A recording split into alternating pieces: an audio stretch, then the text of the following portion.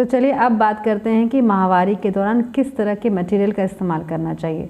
तो बेसिक कुछ 3-4 प्रकार होते हैं जो कि आपने कॉमनली देखे होंगे, सुने होंगे या फिर यूज़ किए होंगे, जिसमें पहला आता है कपड़ा। कपड़ा एक ही इसमें अच्छी बात है कि आसानी से घर में उपलब्ध होता है। आप कोई भी पुराना कपड़ा, कॉटन, सूती कपड़ा, साड़ियाँ आप यूज़ कर लेते हैं। बुरी बातें इसके साथ ये जुड़ी हुई हैं कि पहली बात तो इसका अब्जॉर्प्शन बहुत अच्छा नहीं होता, ये अच्छे से उतने गाढ़े खून को सोख नहीं पाता। दूसरी चीज़ कि इसको आप ठीक से साफ़ नहीं कर पाते, और तीसरी चीज़ को इसको सुखाने के लिए धूप बहुत ज़रूरी है। और अगर आपने इसको धूप में नहीं सुखाया, शर्म के मारे आप इसको बंद कमरे में सुखा रहे हैं या ऐसी जगह सुखा रहे हैं जहाँ धूप नहीं पड़ रही, तो इसका कोई मतलब नहीं है। इसलिए कपड़ा पूरा इन्फेक्टेड है, इसमें बहुत सारे कीटाणु और विषाणु और सारे ऐसी ग्रोथ हो चुकी है जो कि आपके वेजाइना के लिए, आपकी योनि द्वार के लिए बहुत ज़्यादा हानिकारक है। तो ऐसा कभी मत करिए। तो कपड़ा हमने रिजेक्ट कर दिया। दूसरी चीज़ आती है रीयूजेबल पैड्स या पैंटी लाइनर्स। तो ये भी कॉटन के ही बने हुए होते हैं, काफ़ी मोटे होते हैं, इसके अंदर कॉटन की लाइनिंग्स होती हैं, और इनको भी औरतें वैसे ही पैंटी में अंदर लगा लेती हैं, और ये भी कॉटन के बने होते हैं। तो इसको भी आप प्रॉपरली धुल सकते हैं और सुखा सकते हैं।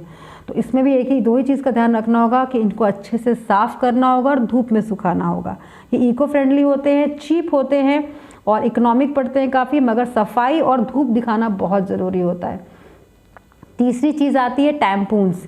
ये काफ़ी मोटी लेयर के कॉटन के पैड्स होते हैं जिनको कि वजाइना के अंदर रखा जाता है, और इनमें काफ़ी ज़्यादा ब्लड सोखने की क्षमता होती है। मगर बुरी चीज़ सिर्फ एक ही है कि अगर आप इसको कुछ समय बाद निकालना भूल गए, ये ज़्यादा घंटों तक आपके शरीर के अंदर पड़ा रह गया, तो ये टॉक्सिक शॉक सिंड्रोम जैसी फैटल चीज़ को जन्म दे सकता है और इसमें आपकी मौत हो सकती है।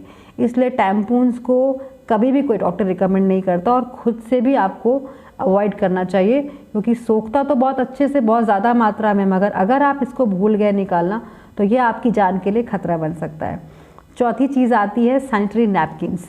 ये फ़िलहाल बेस्ट हैं और काफ़ी प्रचलन में है। आप सभी इसके बारे में जानते होंगे, टीवी में ऐड देखते होंगे, पेपर्स में ऐड देखते होंगे, तो ये काफ़ी प्रचलित है। इनको पहनना काफ़ी आसान होता है और इनको डिस्पोज़ करना भी काफ़ी आसान होता है। कई प्रकार के आते हैं, लंबे, छोटे, पतले, और कई हिसाब से आते हैं। जिनको फ़्लो ज़्यादा होता है उनके लिए आते हैं, जिनको कम फ़्लो होता है उनके लिए पतले पैड्स आते हैं, विंग्स के साथ आते हैं ताकि पैंटी हिले ना, और सॉफ्ट मटेरियल्स के आते हैं कॉटन के, ताकि आपकी जो जांघें हैं वो कटे ना, आपकी जो पैंटीज़ हैं वो हार्श ना हो, उसमें ब्लड ना लीक हो करके वो कड़ी ना हो जाए। तो ये काफ़ी कंफर्टेबल होते हैं, इसीलिए बहुत ज़्यादा प्रचलित है ये लड़कियों के और औरतों के बीच में।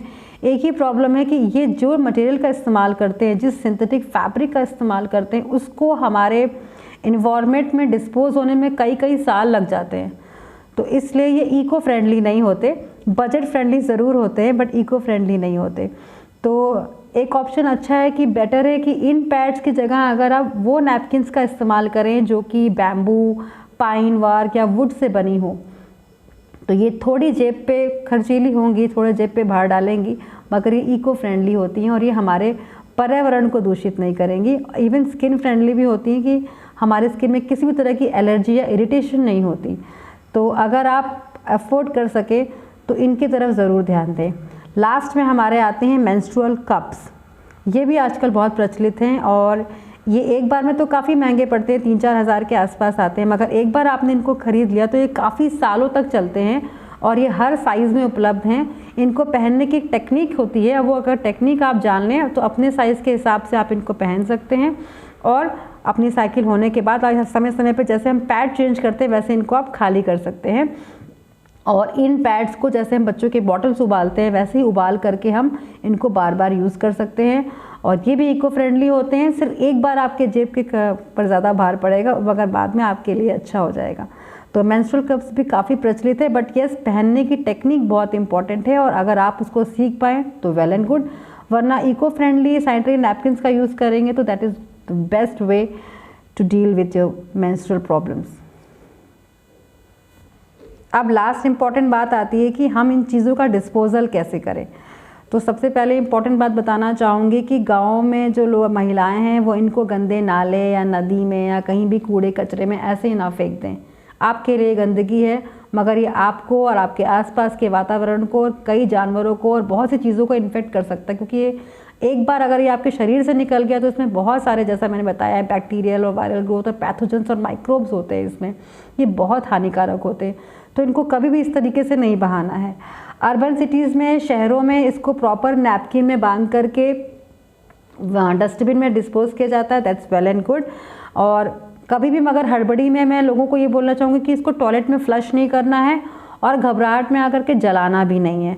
एक्चुअली जो इसका सही तरीका है, जो कि हमारे भारतीय मानकों के आधार पे जो पाया गया है, वो ये है कि इसको इंसिनरेटर मशीन होती है, तो उस इंसिनरेटर मशीन में इसको डाल करके जलाया जाता है। मगर वो चीज़, वो टेम्परेचर आप घर में प्रोड्यूस नहीं कर सकते।